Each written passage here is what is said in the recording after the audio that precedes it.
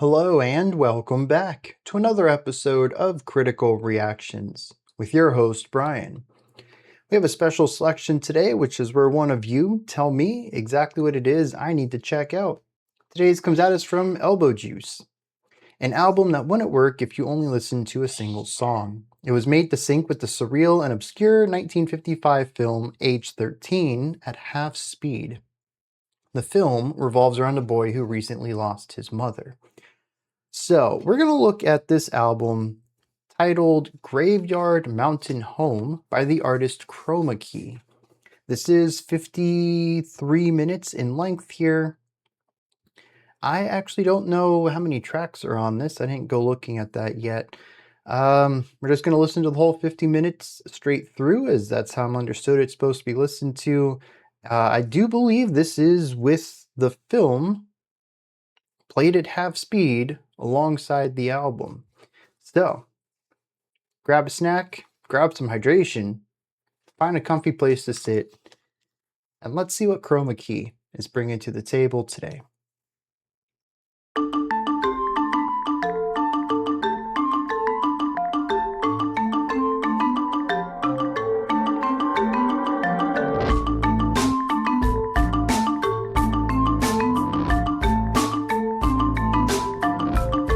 So a lot of polyrhythm just to start off.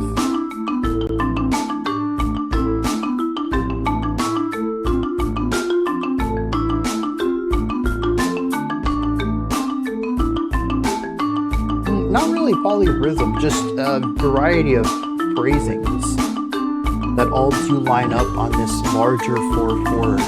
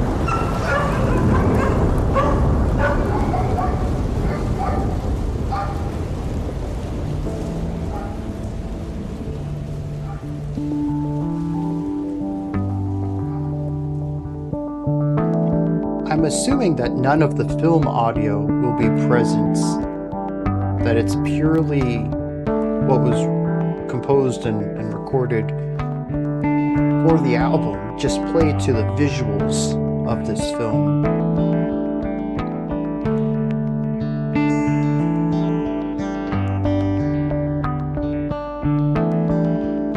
Makes me wonder what's with the dog barking as we came into this section, though.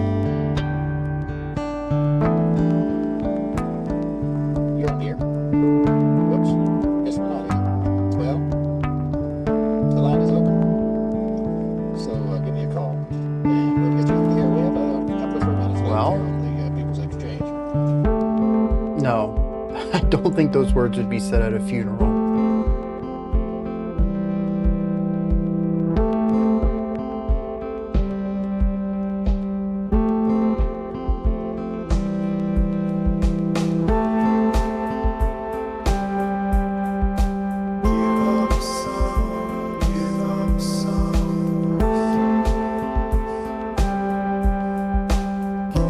Some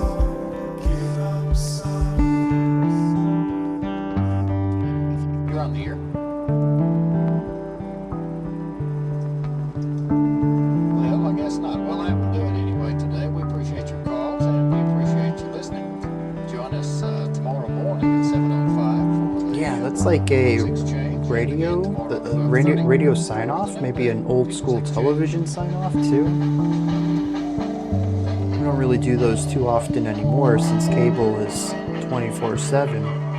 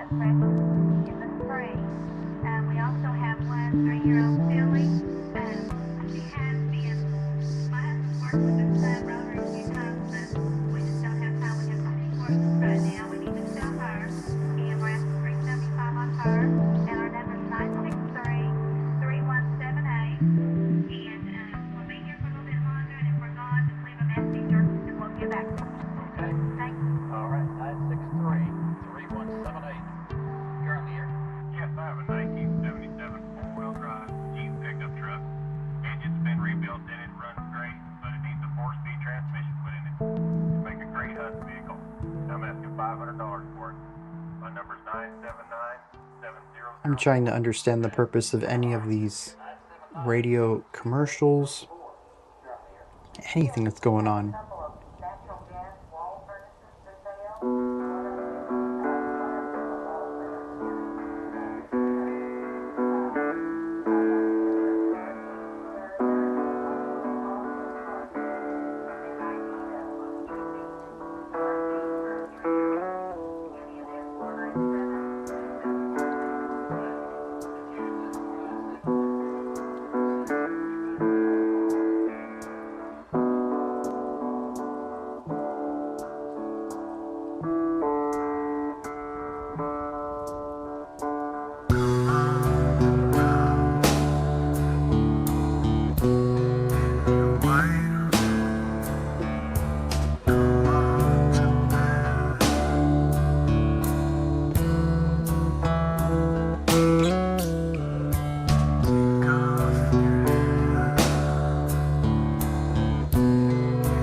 So this is the third track in a row that's sort of had a bit of a gloom hanging overhead, which makes sense given what the film is that it's being based around.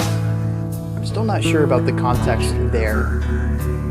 Is the album about the film? Or was it just designed to be played along the visuals of the film? I suppose we'll have to wait till we get into the lyrics for that, but at least thematically and atmospherically it feels fitting. Aside from those radios, samples.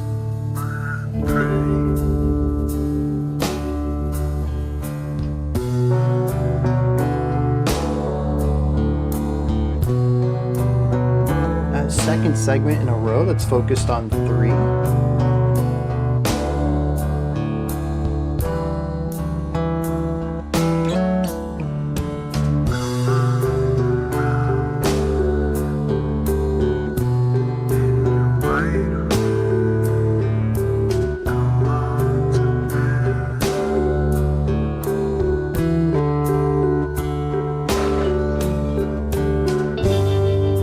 Like that, there was a sound effect of glass shattering.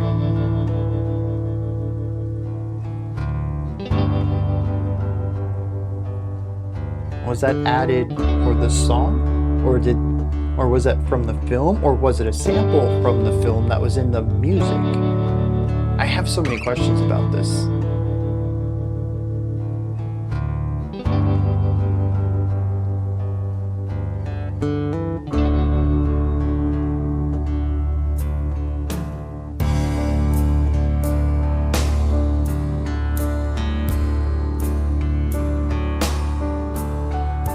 so far also, this is fairly appropriate for the theme this week, even though it's randomly paired up with it, but the theme this week is taking it slow. And so far we've had a pretty measured pace through this album.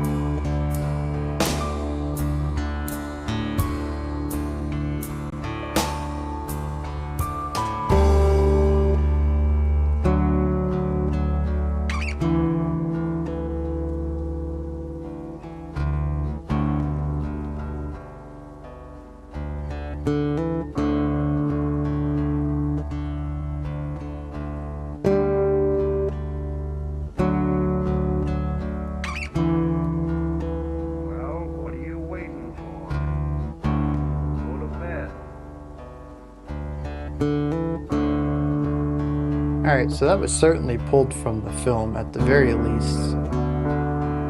But it didn't sound slowed too much.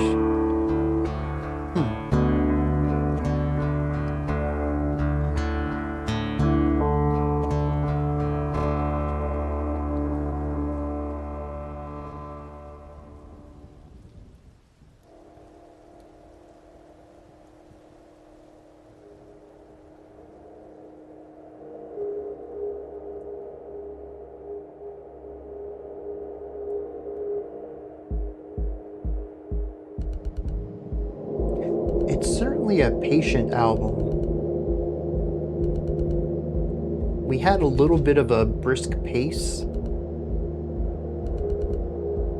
in parts of it so far, but mostly it's atmosphere. And in this case, possibly atmosphere building.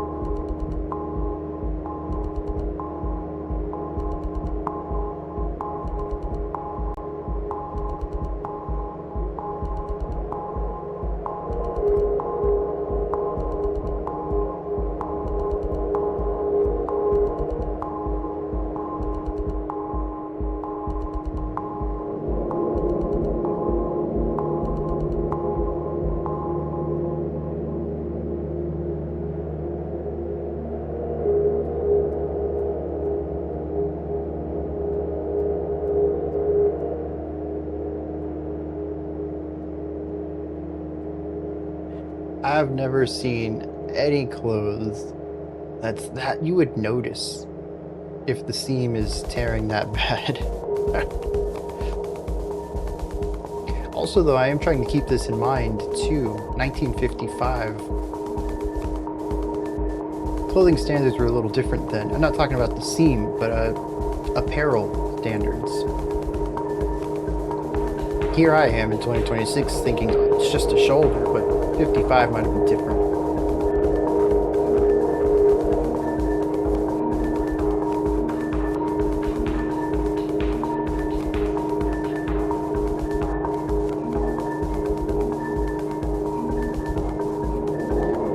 I don't quite know what this section is supposed to be describing.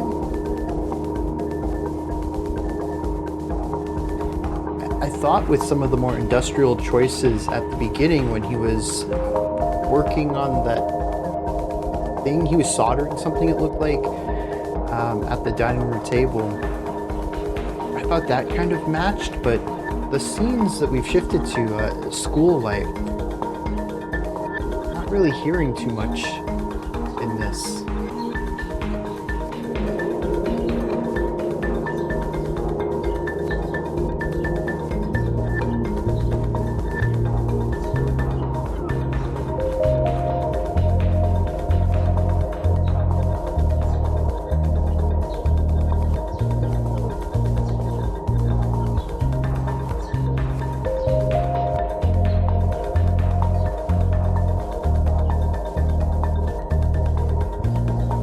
I suppose there is a bit of playfulness, particularly in the bells,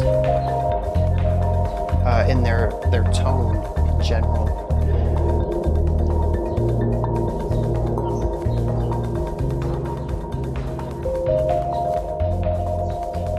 The high reverb, not sure what that would imply, but it does seem to be waiting for something. It's not really directed anywhere, it's not going anywhere, it's just kind of existing within itself.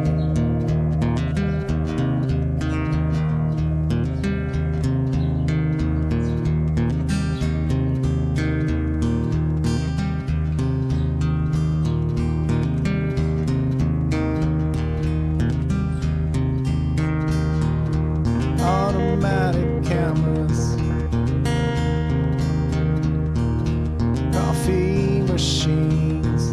You know, in a lot of ways, I kind of get sort of a folk angle on a lot of this. There's more texture work and ornamentation than I think folk typically sits within, particularly Americana folk. But it does have that vibe of craft an atmosphere for an emotion, for a feeling, and then tell your story within that. Sections like this really feel like it leans into that well. But that leaves the more atmospheric focused lyric sections just feel like atmosphere, to not really have the meat there, just the soup. It's a little empty, but I suppose it gets the job done in a pinch.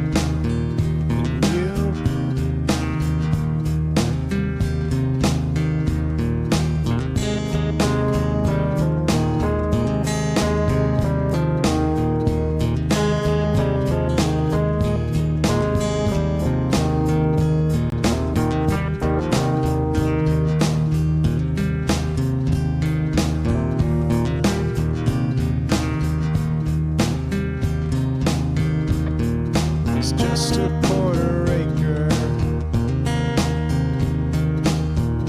Someone's gonna take her.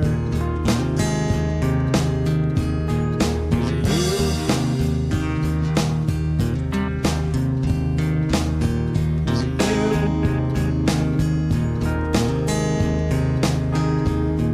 A graveyard mountain home.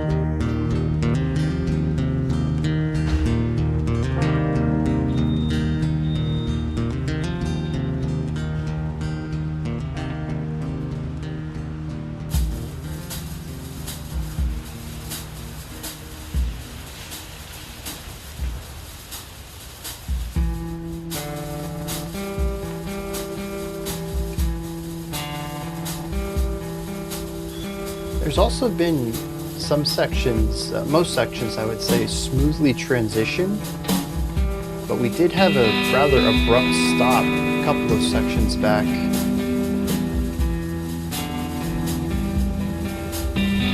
Which draws attention to itself.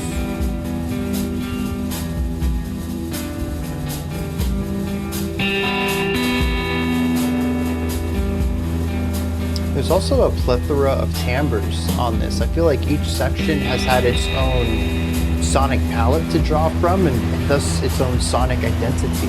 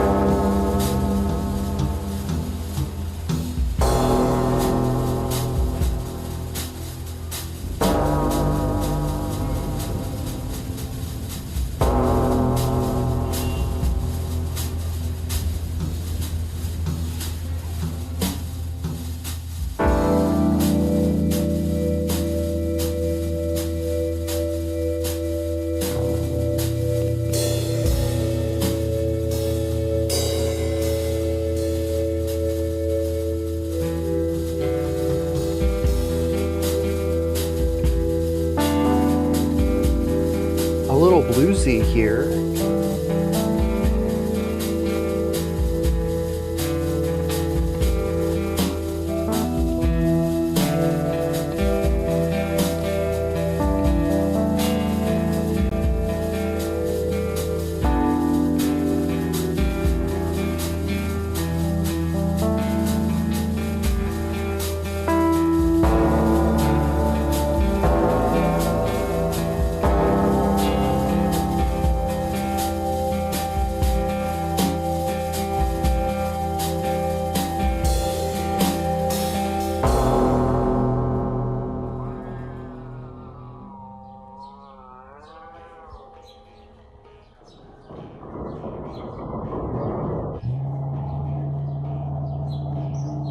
Ah, we have a jaw harp. That's the bouncy, springy sound over here. Once again, new section, new instruments.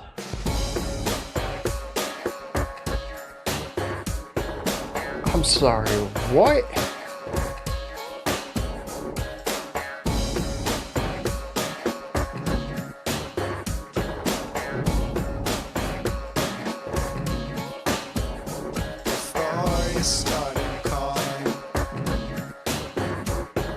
This is quite esoteric.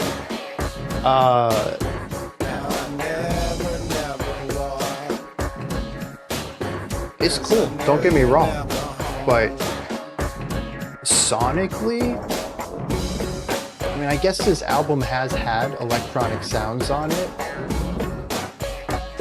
This is just wild though.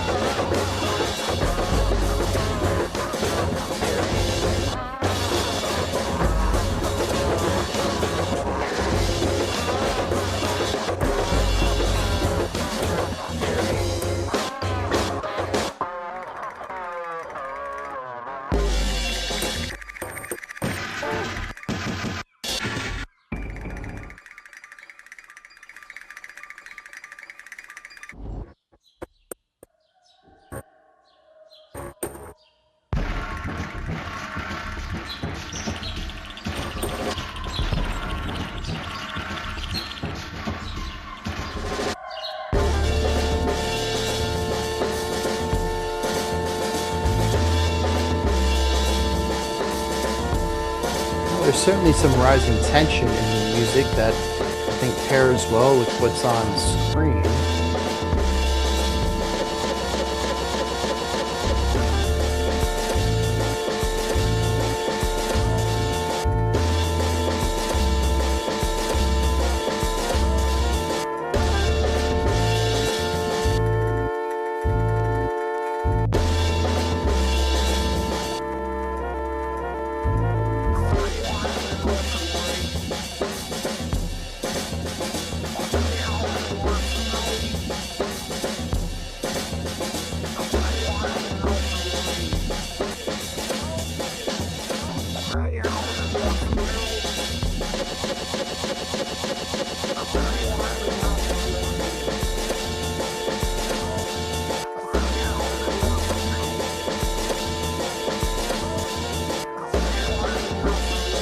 Interesting mix too on everything, particularly the drums.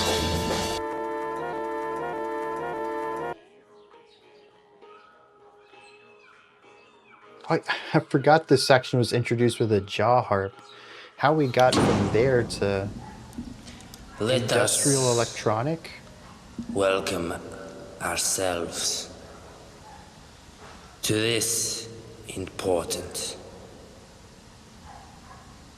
inquiry. All of you have traveled a long and sometimes painful journey to reach such a point of investigation. Some of you perhaps come here today for religious truths, enlightenment, or self-satisfying spiritual egoisms. Like all those choices of crystals and magical nonsenses you can buy at any so-called spiritual supermarket. If you are here for the buffoonery, the sport, the entertainment of New Age, you are in a sick and diseased affair of your humanity. A prison,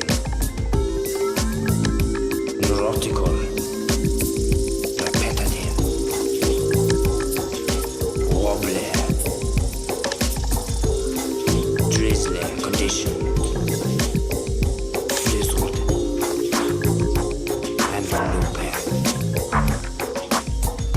In isolation, this is pretty cool. Study the problem in the context of what we've heard, in the context of the film, what is going on? What do you mean?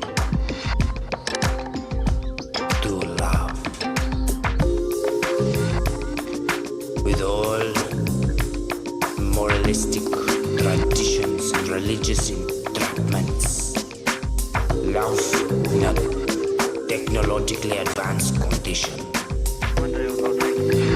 serves only to feed our miserable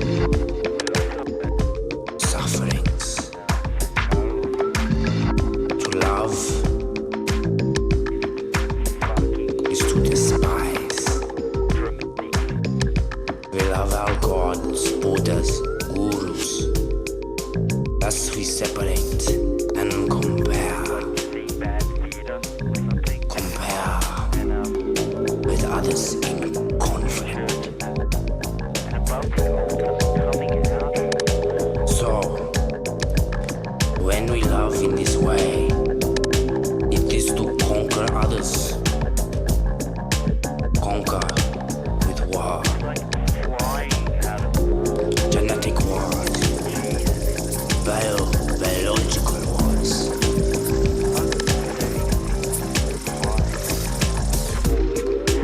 Wars that cause sufferings, immense sufferings in children, creating various forms of infections, fungal or otherwise horrible.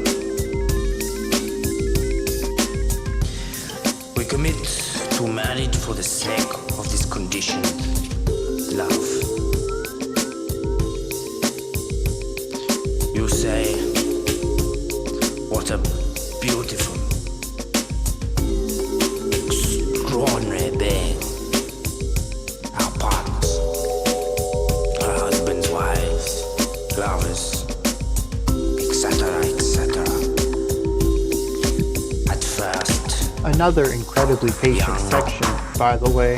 full of This genetic, atmosphere, biological small yearnings, bits of modulation, but fairly static throughout. transformed to pleasure, lust, Maybe the words the primitive flow a little call faster? of our reproductive possession has become by influence of culture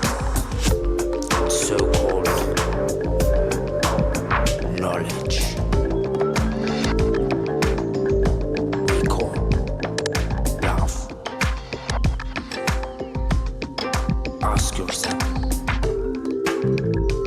would you still love your wife if she has become a victim of serious afflictions that could affect her beautifully extraordinary body?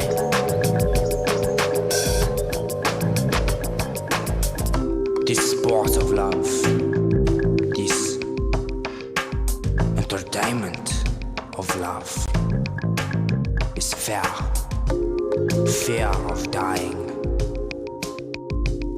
alone in the sewers where only the rats spend with you your last hours, eating your way as you pass on.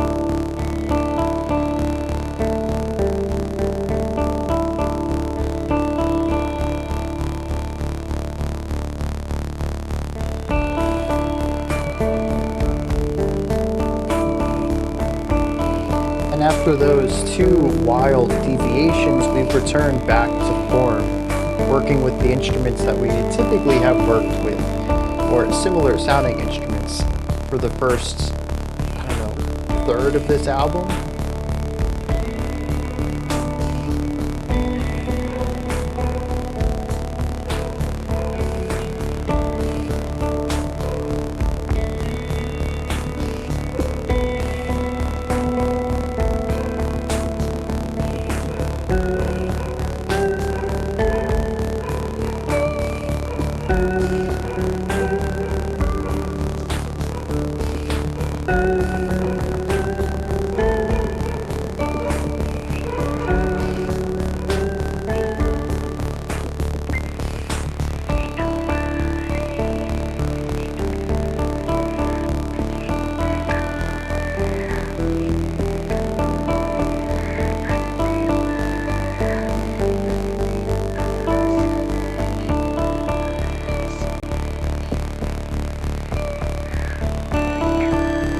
I guess generally this album has felt a little lost.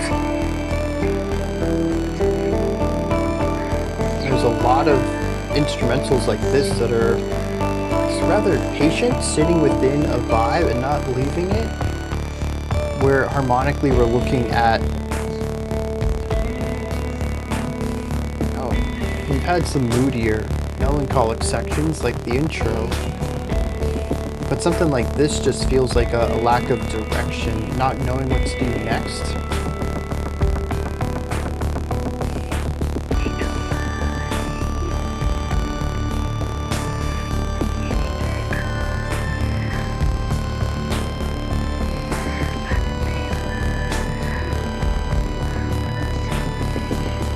We haven't had vocals like that this album yet, have we? I don't think so. That feels pretty fresh.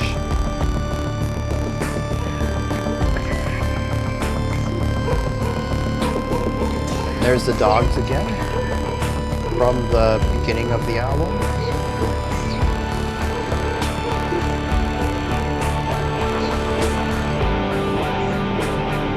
Yeah, okay.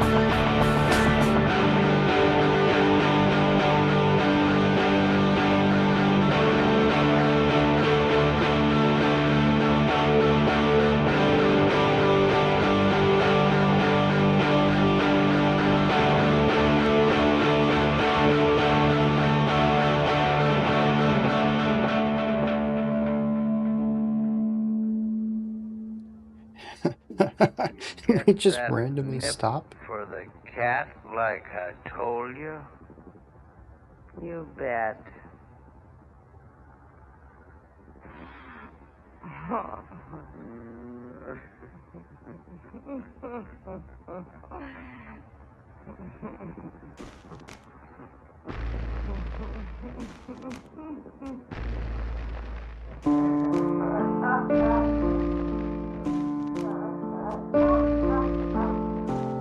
Well, speaking of the melancholic, we have returned to it. With heavy sonic destruction over here that sounds like explosions.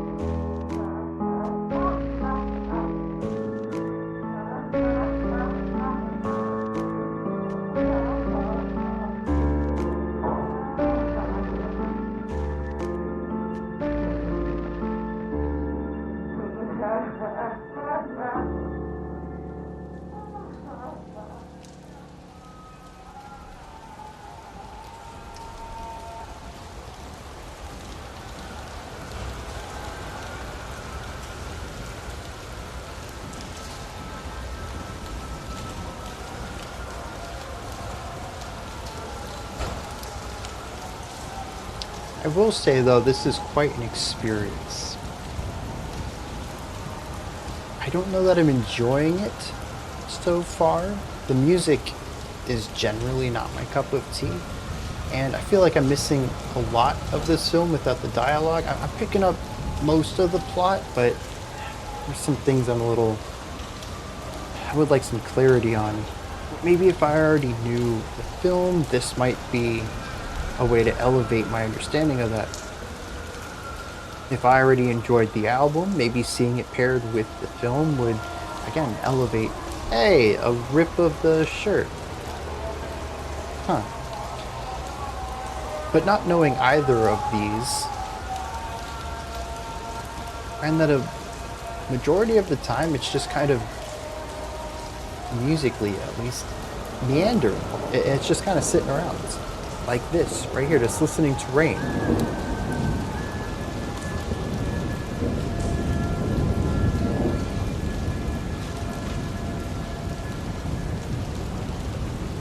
But on the flip side, I can't say that I've seen anything like this.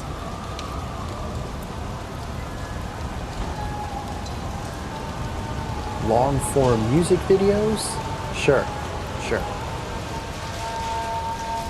Crafting an album off of a film? That I don't think I've seen before.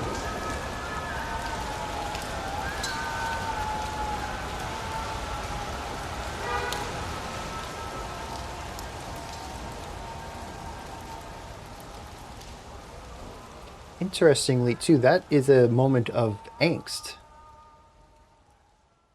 Hitting a picture of his dad with a rock. Return the soldering iron. He was on his way to getting well, but now his seat was empty, and his absence was reported to the juvenile's apartment. but Chroma Key opted not to put any music there at all, just field recording of rain. That's an interesting choice. You're a sweet-looking kid. Any ideas where he might be? Run away.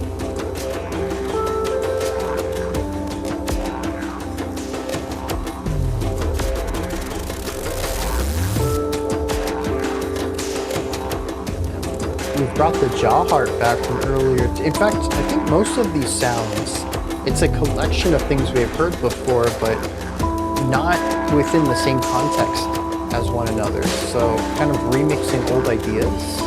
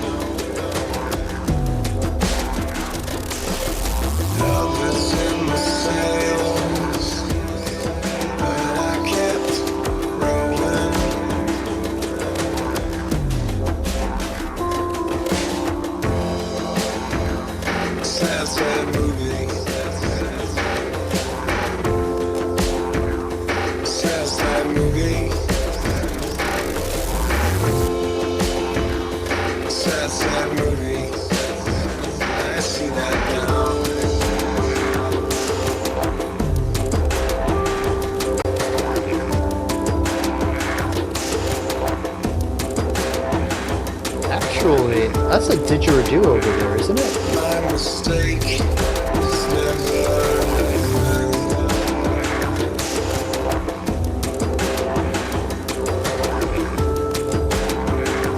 by mistake, I keep on going.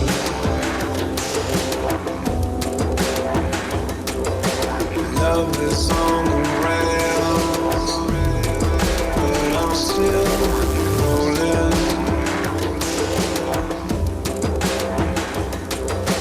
Love is on the line, but I keep going.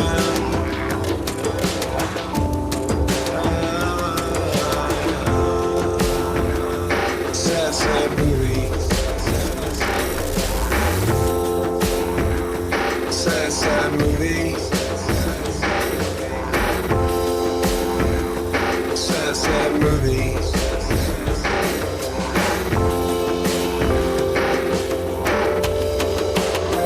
I see that now.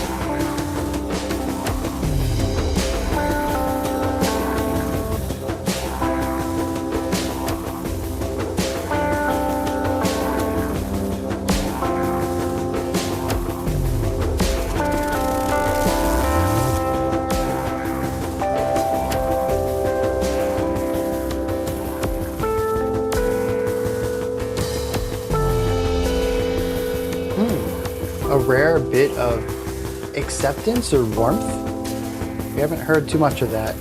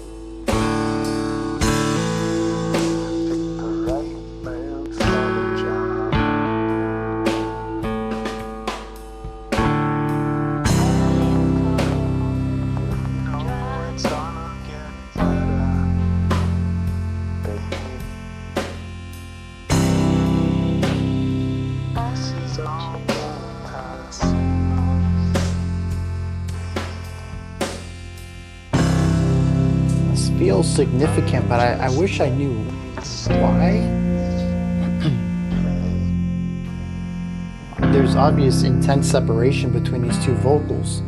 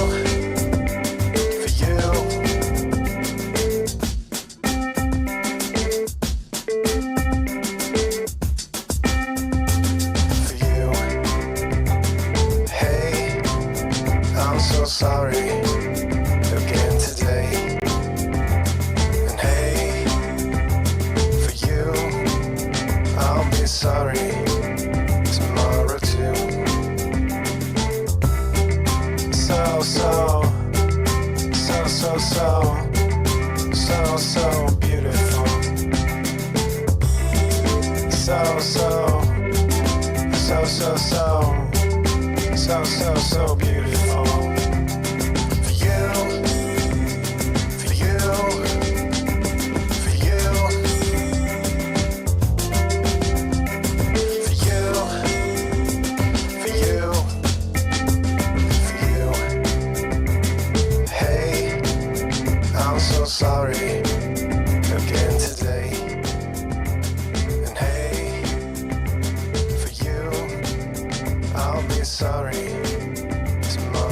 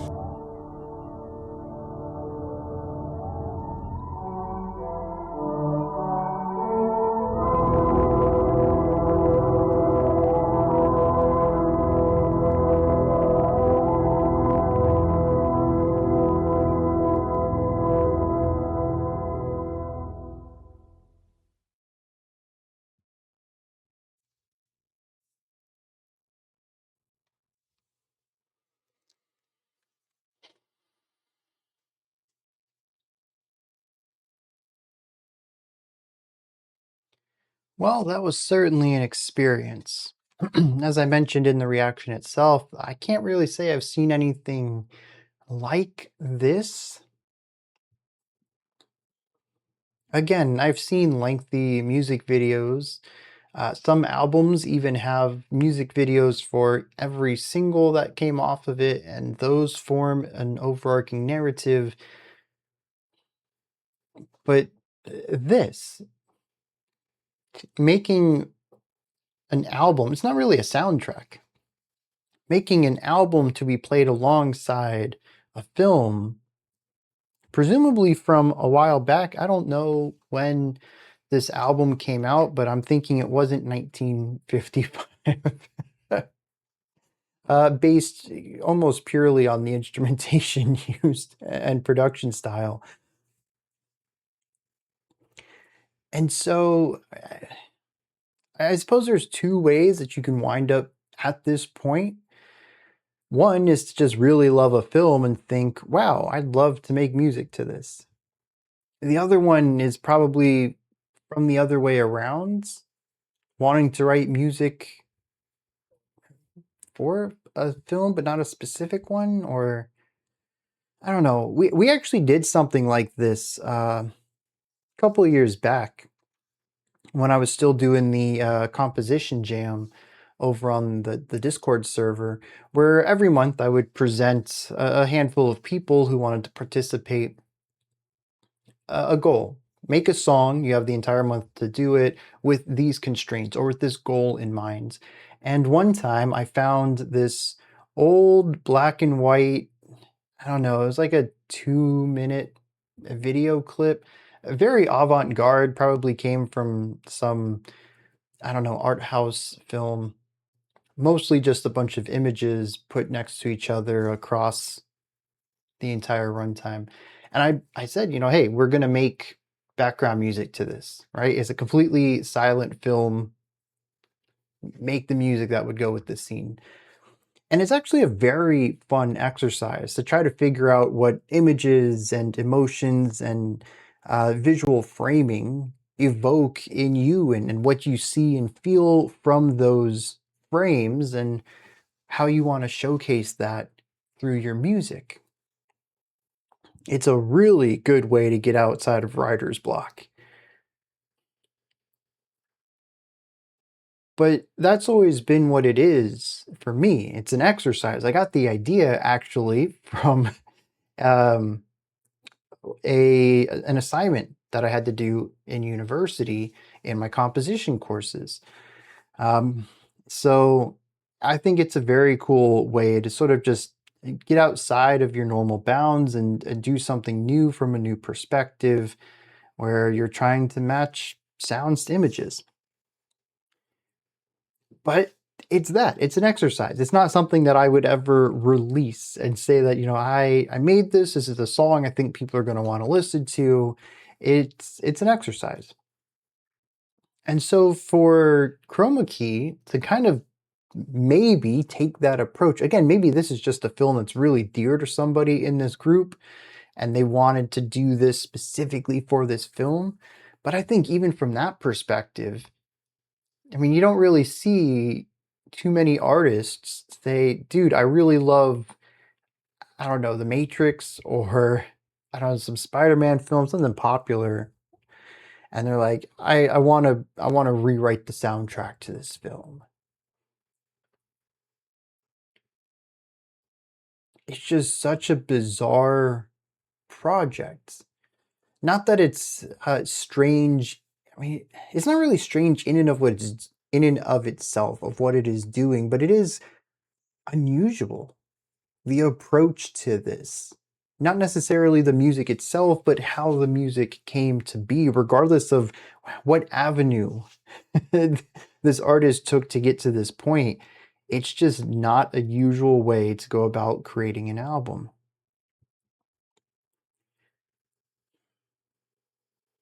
With that said, looking at some of the musicality of this, it is an overall atmospheric track. In a lot of ways, I still stand by my description of it as folk. particularly Americana, is where I get most influence from it. It has deviations from that for sure. There are some more experimental sounds. There are certainly some non-folk ideas in here. But the general concept of instruments that sound like guitars of some sort, very, I want to say very traditional, but traditional-esque or traditional adjacent percussion used to create kind of rock beats in here, very light rock beats. And the vocal melodies, which feel right at home in Americana. It's a very folky track. It also focuses primarily on crafting atmosphere. There are very few instrumental melodies presented on this. Usually the instruments are there to craft an atmosphere and emotion to set the scene for both the visuals and occasionally the vocals. The vocals are where we get most of the melody writing from, and they are short cyclical loops, very familiar to a lot of genres of music, but particularly, again, folk. The music to me in Americana is very secondary to the story that's being told. And I think from that perspective, knowing the story of the film and or the lyrics is going to be a massive part in enjoying this album. I suppose there is also a meditative component. Many of these atmospheric sections just exist for several minutes at a time. And if you aren't enjoying the atmosphere, there's not much else there for you. There's not much momentum, there's no directionality, there's no melody, it's the vibe.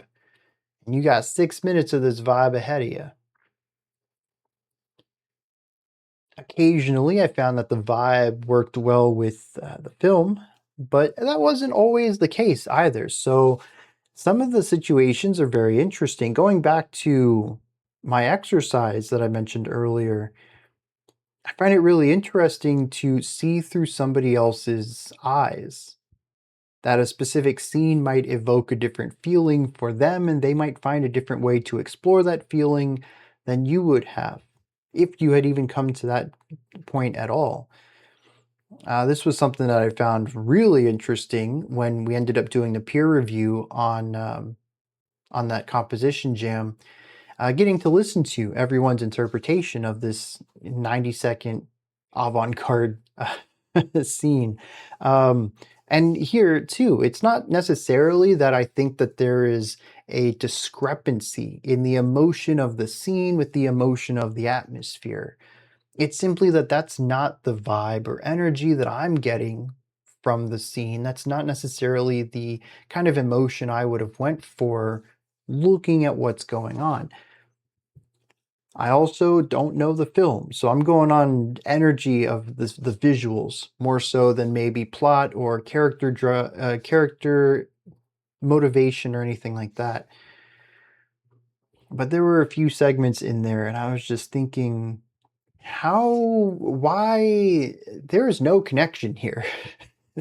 This is a very bizarre choice to pair with this scene, and at several points I actually wondered if the album was actually written with this scene in mind, which contradicts the narrative I'm given about the conception of the album, but still I don't see the connection there. There are a plethora of instruments here, and I actually found this to be a mixed bag. On the one hand, I love dynamics, I love contrast. Hearing so many sounds on here is a treat. I really like how it keeps things feeling fresh despite the rather static nature of the composition. The production is in flux. At any point, I can think, well, maybe this section isn't really working for me, but in 2 or 3 minutes, we're going to have a new idea presented by new sounds. And there was always something for me to look forward to. And this was also alongside the visuals, which just having the video to go along with it, I found that anytime that we were in a very static moment, usually where critically I just have nothing to listen to here, I might try to listen to it more casually, or might just see where my brain drifts, see where the music takes me while I'm listening to it. Here, there was always the visuals that I could kind of lock onto and ask myself, well, what's their angle on this? What are they trying to say with this minimal palette to describe what's going on in the scene? So that helps a little bit. I think if I had a visual with Dark Space earlier this week, some sort of story to follow, I might have been a little less cynical of it by the end of that album. So I did find that to be a little bit of a bonus here, even if I'm still a bit perplexed at how some of this is supposed to be viewed intertwinedly. I don't know if that's a word, but I'm making it one. We're coining words today, if that's what I have to do. Overall, though, if I had to give a feeling for this, to describe the album in a few words, it's moody and it's gloomy. There is a melancholic cloud that hangs over a majority of this album.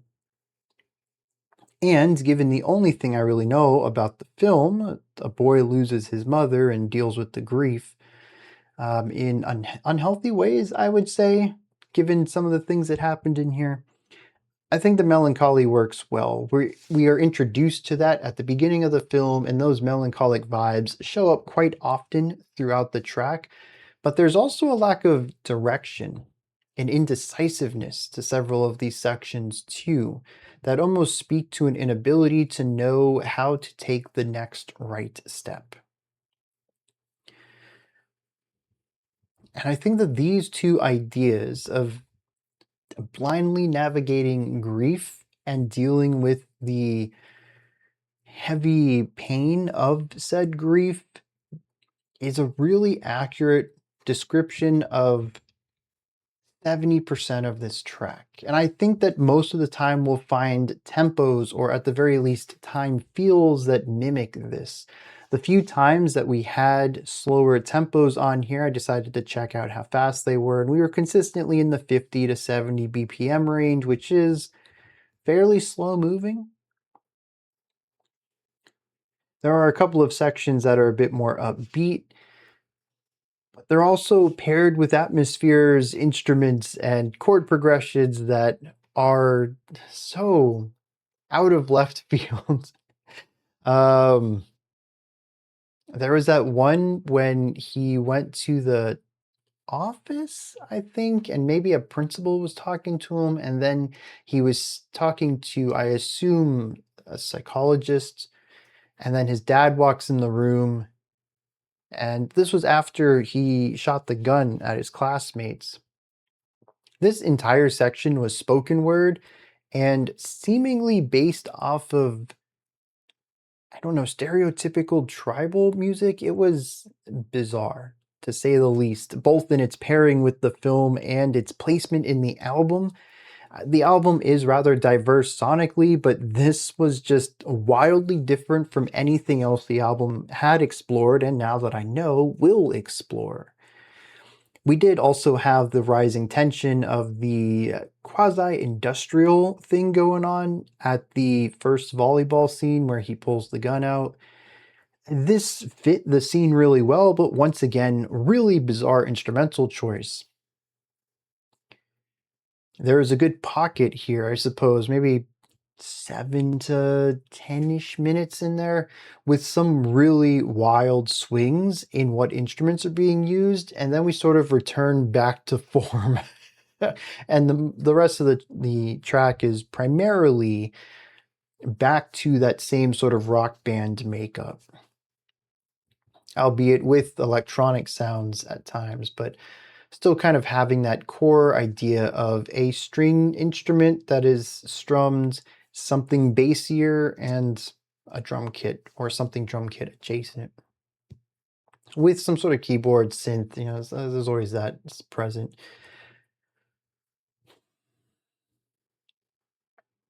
But do I have anything else to add to this, and I knew this coming into this. I was dreading the song ending because honestly, I don't get this. I feel like it's dismissive at times to lump something under an avant-garde or experimental umbrella and say, well, it's just kind of odd. But this kind of is. It's folk, which is traditionally acoustic instrumentation, but it's electronic, a merging of a compositional style with a production style that it typically isn't mashed with. It's also paired with a film that isn't even at full speed. It's specifically at half speed, which is again, I suppose, another oddity to all of this. As many sections that feel cohesive between the music made for the scenes, there's just as many that feel out of place. It is interesting from start to finish, but do I get it? I don't think so.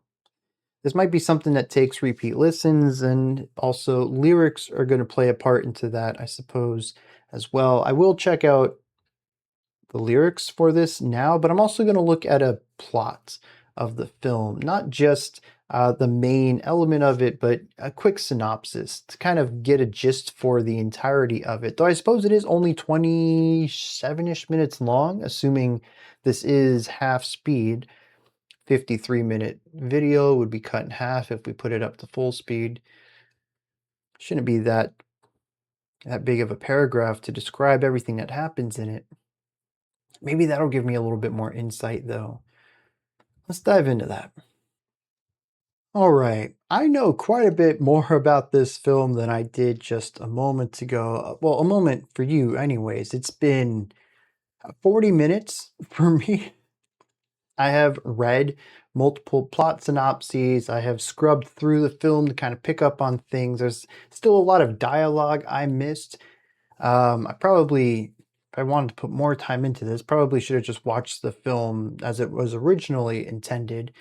But I got enough from plot synopses. I have read all of the lyrics to this. I have also figured out at what scenes the lyrics are placed in an attempt to understand why those words were chosen for those scenes. I have also listened to the music in these scenes, once again, trying to figure out for some of the more esoteric choices, what they were aiming for now that I understand the film better. For those situations, I don't have a better understanding. But for everything else, this is really interesting. Now, a lot of these lyrics are short little blurbs repeated over and over and over again. Many of these tracks have just 4 unique lines to them, and some of them have stanzas, a single stanza of 8 lines in total, something on a bit of a shorter side. That is to say that much like the music, which is designed to be minimal but emotionally evocative, I think these lyrics sit in that same realm. They say what they need to say, and then you get to hear that over and over again. It isn't about trying to dig to the depths of what this feeling might be, but simply to say, this is the feeling, this is what we're feeling, you're gonna feel it too. And it's just this repetition, much like the music is. Through that lens, it is a rather minimal album, at least in bursts. The album as a whole is incredibly diverse and dynamic, but each individual moment is rather static in what it's doing, both musically and lyrically. Now, what we have here is a kid who loses his mother, and his mother is really his anchor. He does have a stepfather that he also lives with, but his stepfather is just emotionally distant and not really understanding of the child's life and his hobbies or anything like that. The child also is bullied at school, presumably because of his economic status. He does live in the poorer neighborhood. His house that he returns to a couple of times is a bit run down. And so he begins to lash out. he takes the stepfather's cat because he feels like he cares about the cat more than he cares about the kid here. He takes the gun to school. He's just out of control. By the end of the film, he runs away from home and winds up at his aunt's house. Now, he did go to the aunt's house earlier in the film, but that's the scene where they ran down the stairs, there was a moving truck, and that was going. My assumption here is that the aunt moved and he had to run far out of town to go to the aunt's house where they're living now, and that's why he's so happy by the end of the film. He's at a new school, living with his aunt and his niece, and he seems to be happy. He makes a friend. He's soldering something in the class, and the other kid puts his hand on his shoulder. He's not getting bullied there. Life is better. What I find interesting about all of this is that it was actually created as an educational film. I couldn't find more information about that other than that it simply was done for that reason. I don't know what you're supposed to learn from this. Maybe it's because the 50s were so different from today, but it seems like the idea that a kid would be pretty emotionally hurt after the loss of a parent. Well, I guess maybe, I don't know what happened to his dad. He was living with his mom and his stepfather. So, yeah, to think that a child might be a bit hurt and vulnerable in this position and needs to be worked with and approached and understood in a way that helps them get through this grief. Because at age 13, you're not getting through that on your own. The death of a parent is wild. It is the first, I mean, again, I don't know what happened to the dad, but assuming that this is his first parent's death that he's going through, you need a support system for that, regardless of age, but certainly at 13. And he doesn't have that at all. No friends, no family. He's alone in this world. If that's the message of the story and that needed to be said in 55, wow. I don't see how this is educational, but it's also incredibly over the top too. He brings a gun to school and fires it off, which, post, especially in the US, post 90s, especially with Columbine and the continuous rise of school shootings in this country, this is something that we are immensely aware of right now. Not really doing much about it, but we are aware of it. Thoughts and prayers, after all. But in 55, I suppose maybe it was less common, but they also didn't seem too shocked by it. He brought a gun, shot it, no one got hurt, thankfully, and then he just got talked to and he went back to school the next day. Like, what? Actually, I take that back. I don't think he went back to school. But they did just bring him home. That was it. Just, hey, buddy, don't do that again, please. Like, wow. A very different time, I suppose. Now, for the lyrics, some of this works with that. Just after the funeral, he's home. There's some radio stuff going on. What I found out is the purpose of the radio things at the beginning was that his radio broke the same day his mom died. And he came to the conclusion that if he could fix the radio, his mom would come back to life. That's the only thing I can find symbolically that would focus so much on these random advertisements that were being done at the beginning of this track. The words, however, is a repetition of "Give Up, Son," which is wild. Might be fairly accurate for the way he's feeling at the time, but to be so blunt about it. Which, as I mentioned earlier, that's kind of what these lyrics do. It tells you the way that things are going, very blunt about it, and then it's just a repetition of that. The next track focuses on nostalgia for his mother, remembering her. Visually, he is at her vanity, messing with some of her makeup. He spritzes some perfume into the air and smells it. He's just trying to remember his mom. And the lyrics are about that as well. Says that his head is heavy right now, but he remembers that his mom used to comfort him on some of his worst days, and that's what the lyrics are primarily about here, about how to just rest, presumably from his mother's perspective, trying to, what would my mother say in this situation? How would she make me feel better? And then trying to imagine what she would say. Track 5, he's at his aunt's house for the first time, building a radio, playing with his niece, and this track is mostly just a description of things that remind him of his mom. Automatic cameras, coffee machines, self-cleaning ovens, renovated basements and isolated yards. This is what I'm thinking when I think about you. We then go to the volleyball scene where he brings the gun and he says, "You're never home." And then says, "I thought you had enough of me."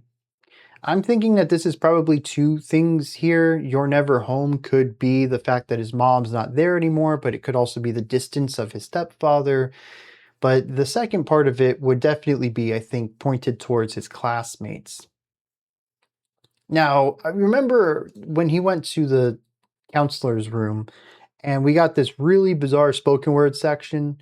It is a diatribe about how love is nothing but pain. That's it. It talks about how love is an issue that feeds misery and suffering, an advanced condition of humanity.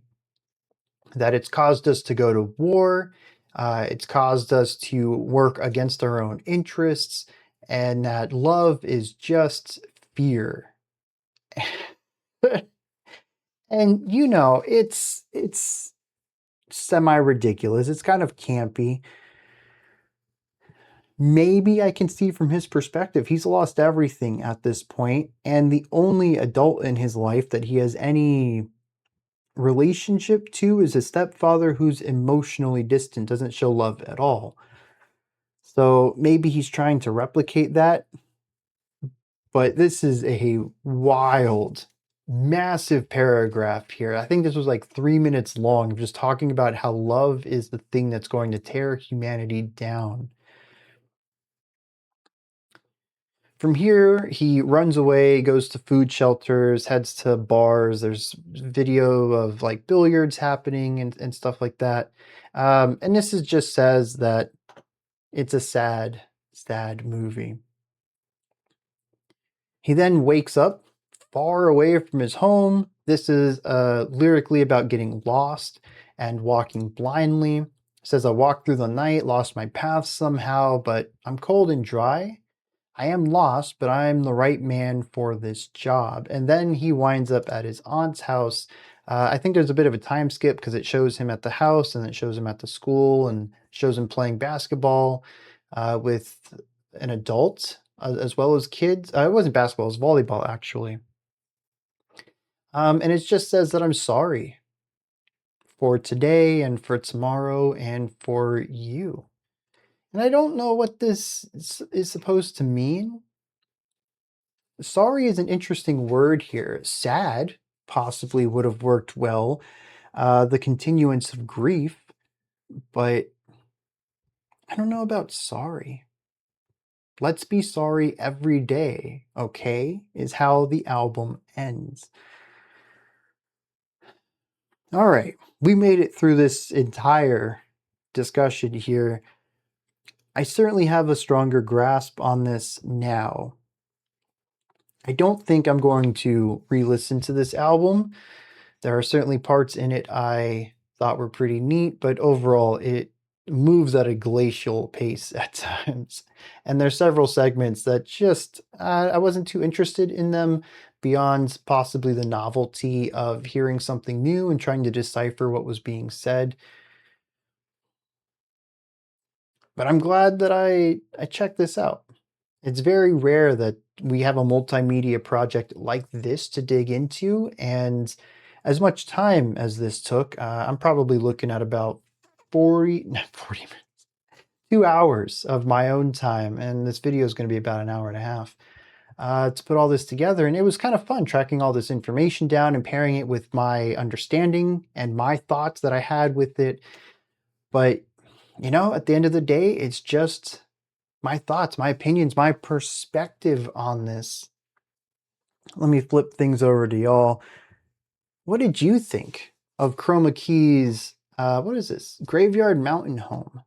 Did you enjoy this? Is there anything that stood out to you? Is there anything that you enjoyed in this that maybe I didn't pick up on? Do you have a different take on things? Put all of that, as well as anything else you'd like to, into the comment section below. Above that, in the description box, you'll find a link to Linktree. It takes you here. You can find links to my music, ways to support the channel, a link to the Discord server, and so much more. Above that, if you could, like, subscribe, and ring the bell. I greatly appreciate all three of those. I'll be back tomorrow, 5 p.m. Eastern Standard Time, 9 p.m. UTC as usual. Until next time, remember to be critical, not cynical, of the music you listen to, and have a fantastic morning, afternoon, or evening, whenever you choose to watch my videos.